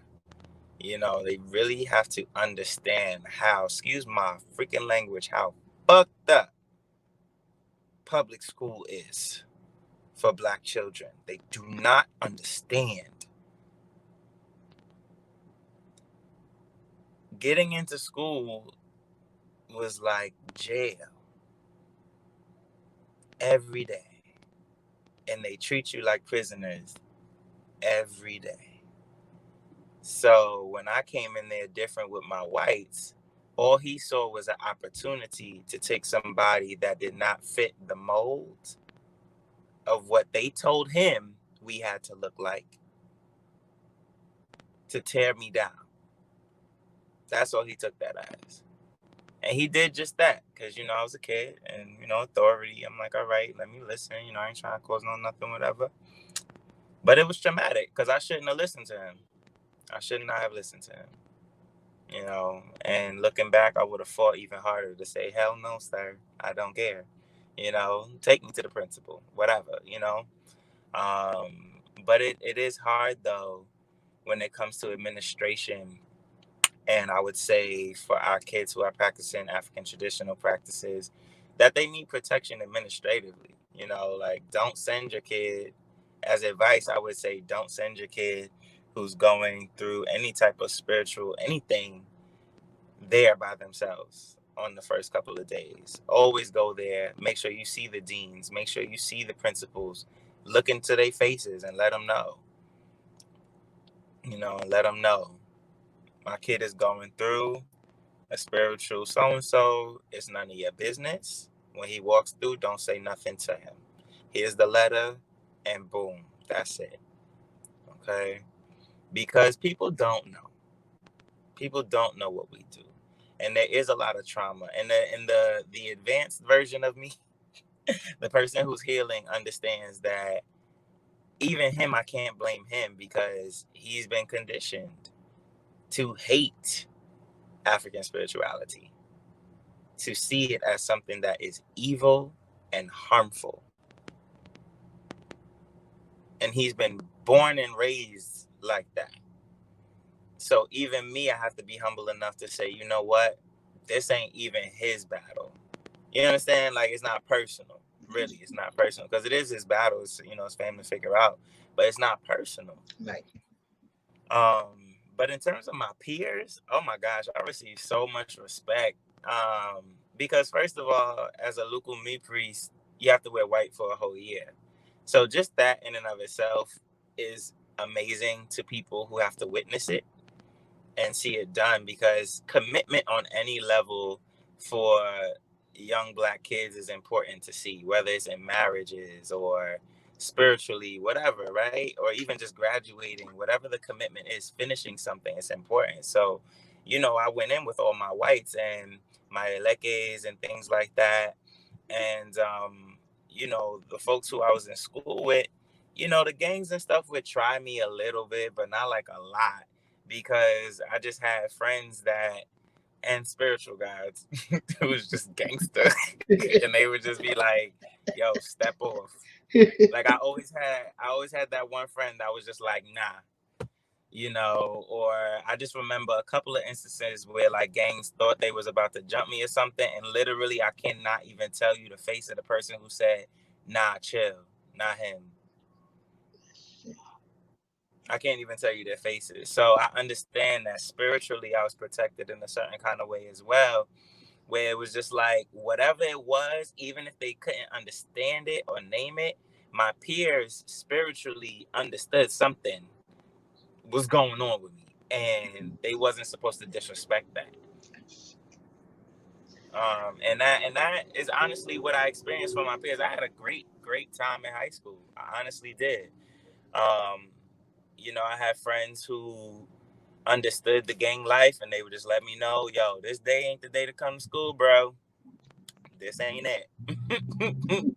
You know, today's the day to go out the Flatbush exit, not the Bedford exit. You know, like stuff like that. Seriously. Or just moments where, you know, there would be, you know, moments of violence or this or that, but stuff would just move real slow, and I would just be able to like walk through, you know, and be untouched and just kind of be a witness to and be like, this is a lot of crazy energy around me. But Ogun is just like, dude, you know, keep it moving. Yeah, so I received just a lot of, I think, appreciation from my peers. And even to this day, a lot of the folks who, you know, I was friends with, you know, they have like their own businesses now, and, you know, they're more mature and things like that. And the ones that was fighting all the time, they've always had warrior spirits, and they're in the army and this and that, but they still talk to me and they still understand that commitment that I made back then. And it's translated to now that we're all adults and we have conversations about spirituality. So I can honestly say that I ran into a lot of young folks, a lot of young Black folks who were just open, even if they didn't understand. They just appreciated it, respected it, and was always willing to talk about it. I wasn't supposed to touch people. They would be like, yo, don't touch him. Don't touch him. No, you're not supposed to touch him. Like, you know, they would always make like a big thing, you know, about it. Or for instance, like there would be fun stuff where like, you know, I'm wearing white all year. I remember I came back for the next school year and I was done with my year in white. So I wore an outfit that still had some white in it. I had white pants on, a full gray sweater, a blue hat, and I had on white, gray, and blue Jordans. And I kid you not, all they saw was the white pants. Like they could not unsee me in white. And the fact that I still had on like a big piece of clothing that was white, they was like, yo, you still doing that thing? I'm like, do y'all not see the gray sweater? Do y'all not see the blue hat? Like, do y'all not? They was just like, nah, like all I see is your whites. So, you know, I have good memories of my peers with my spiritual journey. Yeah. When you one of the few places that for me let me look at the world in terms of connecting the dots across the diaspora was at a Bimbe or a Tambo. That's an interesting question too. I think the diversity just showed me that one, no matter whether people like it or not, everybody comes from Africa. And when I say no matter if people like it or not, I'm talking to folks that phenotypically look white and folks that phenotypically look Black. Because on one hand, there's a lot of folks that phenotypically look white who don't want to have African ancestry. And then there's folks who look Black who don't want folks who phenotypically look white to be considered as African descendants as well. And the diversity has just shown me that Orisha doesn't discriminate, spirit doesn't discriminate, and that it's important to stay humble in terms of who I think based off of skin color is African or of African descent, or who, being careful of judging someone by their skin color, how spiritually elevated they are, and just being careful of being prejudiced in any kind of way, and being about Orisha, just being true to Orisha and being a priest and helping people to heal, helping people to heal. I think that's really the most important thing that I've learned. So in a diverse environment, of course there is racism. There is racism within the Orisha tradition, within the Vodun tradition, within all African traditional religions, because of the diversity of all of its members. And we can't escape the social climate of the world just because we have our ceremonies. If that makes any sense, it's we still live in this world in these times. And so there's diversity. We have to acknowledge and pay attention to the racism and the prejudice that also exists. So that's unavoidable. It's just opened up my eyes, though, to see how human the racism and the prejudice is, and that Orisha really, they don't care. They don't care. That's really on us. Yeah. Because Obatala has come to me through the lightest, palest, skinnedest man. And, Shango has come to me in the darkest woman before, So to restrict divinity based on color is bullcrap. What we have against each other in terms of our skin color and our history and our traumas and the way that people have treated people, that's really between us and about us, and it's up to us to heal from that. But that's what that's shown me, is that people are people, Orisha is Orisha. Baba Olu, have you done a lot of traveling or any traveling outside of the United States? And if so, which locations, and how has that impacted? You said, have I what? Have you done any traveling outside of the United States? And if so, where and how has that impacted you in terms of your perceptions of the diaspora? And I have traveled outside of the United States quite a bit, not all for spiritual reasons. And let me see, just about the diaspora, I've always been a diaspora baby. And the beautiful thing about New York is that everybody comes here. right. So even before I left, the States and things like that, I had to recognize how diverse the diaspora is right here.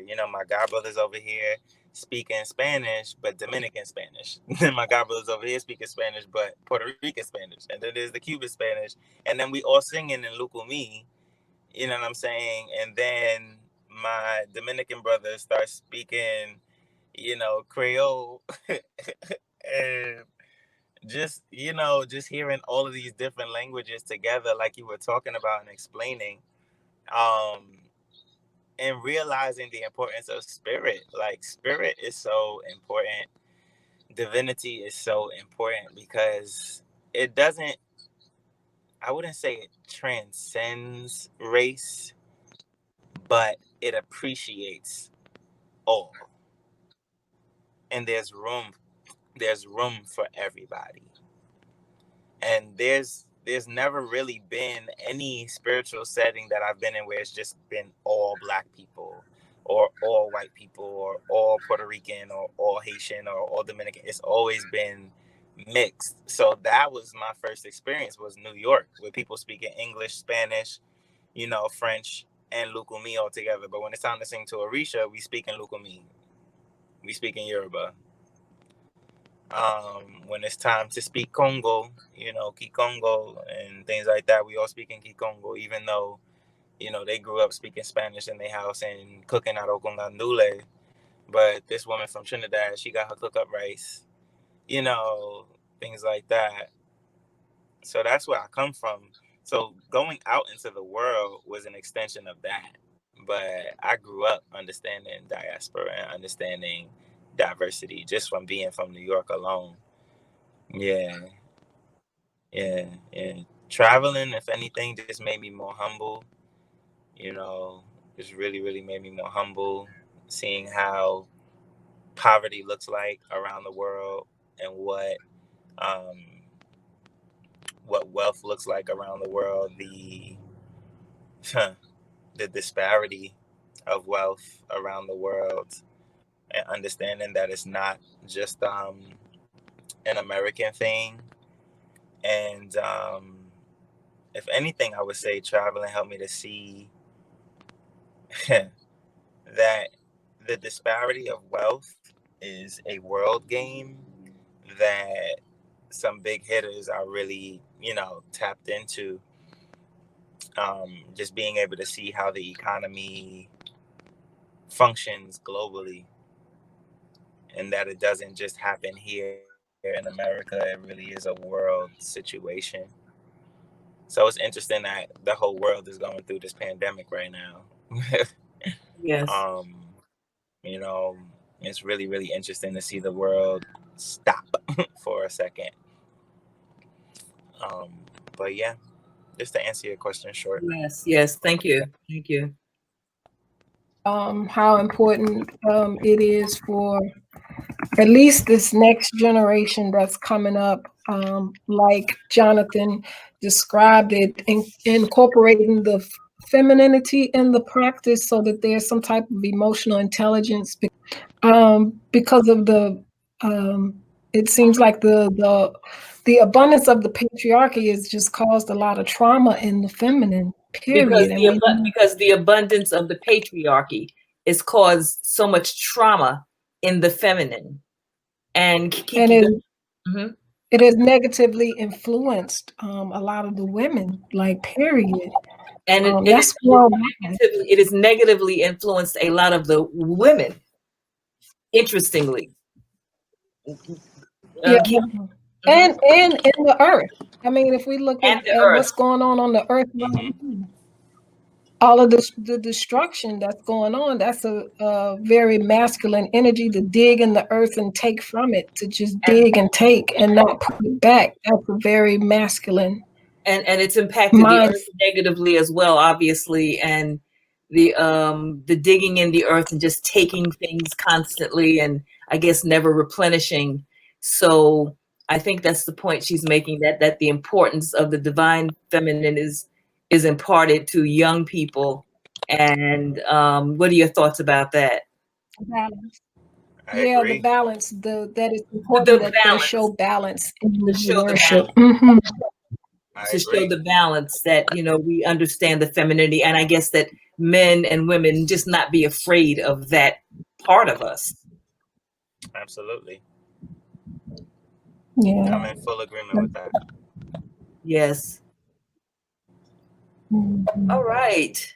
So if we don't, I mean, we really appreciate you coming. I look forward to taking your classes, your dance and your stuff. And I'm an elder. I'm like 70, you know, but I'm just enjoying everything that you have to offer since it's been on. I mean, this pandemic has really opened up a lot of different avenues for a lot of us. I would never have known about what you're doing and any of this had I not been allowed to go outside and right, exactly. So now I'm, you know, doing the important breathing and dancing to a shun and stuff like. So this is great. In that regard. So I'm enjoying that. I've enjoyed seeing you and your mother and your sister. Yes. Doing that session. That was amazing, you know. So we have another one coming up. I think I posted it on our page too. So we'd like for you to join our virtual Sankofa page, if you will. I think we sent you, I think Brenda sent you an invite, But Okay, so on the Facebook. one that's coming up is to Obatala, is that? Yes. Yes. So June 20th at 3:30 p.m. Eastern Time. Me and the Kiire Wellness family. Me and the Kiire Wellness family are going to be playing drums and singing songs to Obatala and the Orisha of peace, for peace on earth, for cleansing, and to help people to have the experience of the drums and the songs for the Orisha right in their homes, to help uplift their homes and uplift their spirits. Yeah. Okay, great. Yep. And I also have a weekly schedule of events, but the main one is Saturday at 3:30 p.m. this Saturday. There's going to be a movement and breathwork class for Shango. And so, yeah, feel free to join me there as well. Yes, So we're staying busy.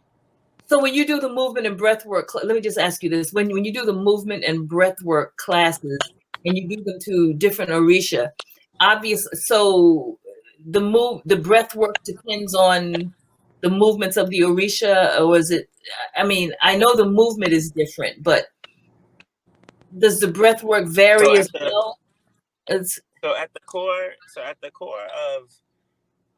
of each Orisha movement, there is a how would I say, a grounding movement that all of them have, and that movement is the base. Yeah, that's okay. the I'm flyer. sorry. Oh, that's beautiful. Okay. Thank you. Yes, I'm so and at the core of, that's what you were saying. Yeah, at the core of every Orisha movement is the same movement, which is made to move the body holistically and help the energy and the breath and the blood and the flow of your energy to move circularly from your crown all the way down to your toes. And so every Orisha movement has this, but with each Orisha, there are different aspects of that Orisha that highlight particular aspects of humanity and nature that we need to focus on spiritually, mentally, emotionally, etc. So through the movement, we're able to tap into certain parts of ourselves, to heal and to cleanse, and to even strengthen and empower through the specificity of the Orisha. Yeah. Okay, got it.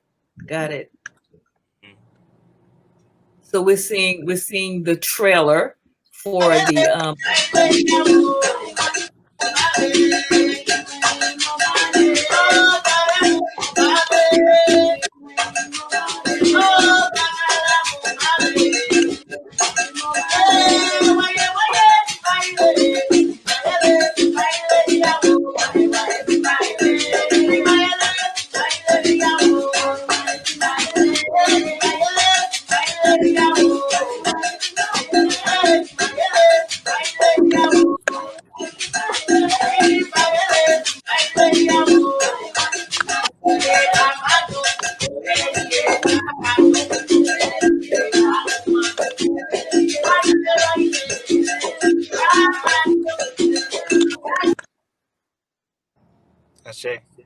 Okay, thank you so much for agreeing to participate with us. We really appreciate it.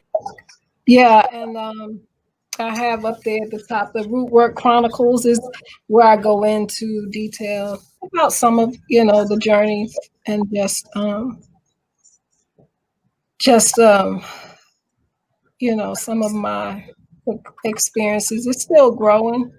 Mm-hmm. But I just kind of going in and just from my, perspective of some things. Okay, I look forward to exploring your site. This looks interesting. Yeah.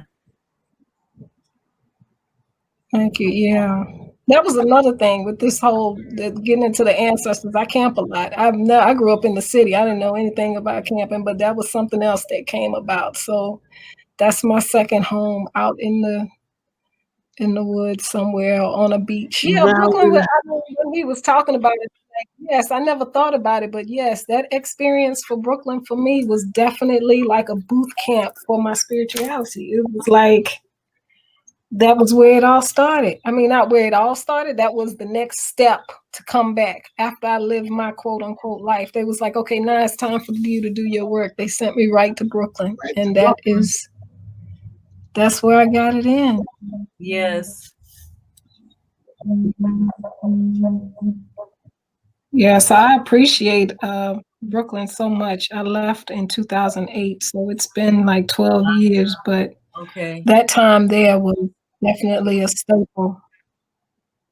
Brooklyn is very It was special. definitely a game changer. Yes, yes. Thank you so Mhm. much. Well, thank y'all. I appreciate it. It was Después, good. Ashe, muchas gracias, merci. See, I gotta go talk to all of them you walking with. Bye. Yeah. Listen, Bye, bring that y'all. healer on the move. Give thanks. Yeah. Thank you. Yes. Okay. Take care, y'all. Okay, thank you. Bye-bye. Okay. Bye.